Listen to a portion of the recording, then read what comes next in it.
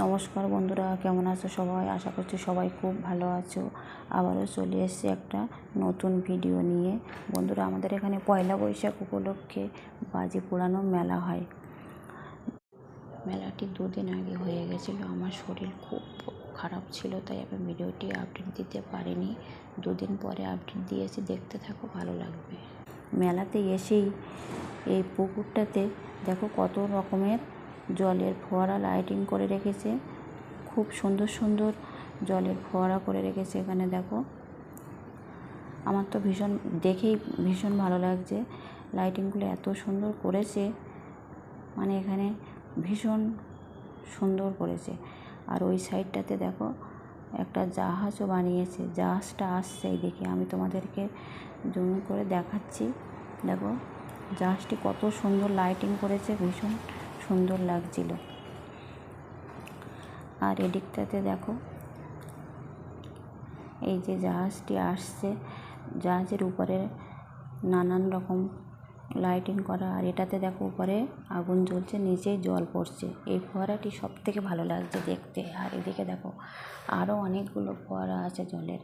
এই দেখো জাহাজটি এসে গেছে, কত সুন্দর লাগছে। দেখো জাহাজটি চলছে জলের উপর দিয়ে, ভীষণ ভালো লাগছে। বাচ্চারা দেখে তো খুব মজা করছিল এইখানে। বন্ধুরা, আমাদের তো খুব ভালো লাগছিল। তারপরে চলে এসেছি মেন মেলাটি হচ্ছে এই বাজি পোড়ানো নিয়ে। এই দেখো এখানে নানান ধরনের বাজি পোড়ানো হয়, আর প্রচুর লোকের সমাগম এখানে। যেহেতু মেলাটা একদিনেই হয়, পয়লা বৈশাখে, ওই জন্য প্রচুর লোক ছিল। আমি দূর থেকে ভিডিওটি করেছি তোমাদেরকে দেখানোর জন্য। কত সুন্দর লাগছে দেখো, বাজিগুলো ফাটানো হচ্ছে, খুব সুন্দর লাগছিল। বাচ্চারাও খুব এখানে আনন্দ করছিল, যেহেতু বাজি ফাটানো হচ্ছিল তো ওই জন্য আমি মিউজিকটা অফ করে রেখেছি, ওই জন্য শোনা যাচ্ছে না। কত সুন্দর লাগছে দেখো। মেলাটা সন্ধ্যে থেকেই শুরু হয়ে গেছে, নানান ধরনের বাজি পোড়ানো। আমরা একটু লাস্টের দিকে গেছিলাম, সেই জন্য আমরা বেশি দেখতে পারিনি। যতটুকু সময় দেখেছি তোমাদের সামনে তুলে ধরলাম দেখানোর জন্য। তোমাদের কেমন লাগছে বন্ধুরা অবশ্যই কমেন্ট করে জানিও। আমার তো ভীষণ ভালো লেগেছে এই বাজি ফাটানো।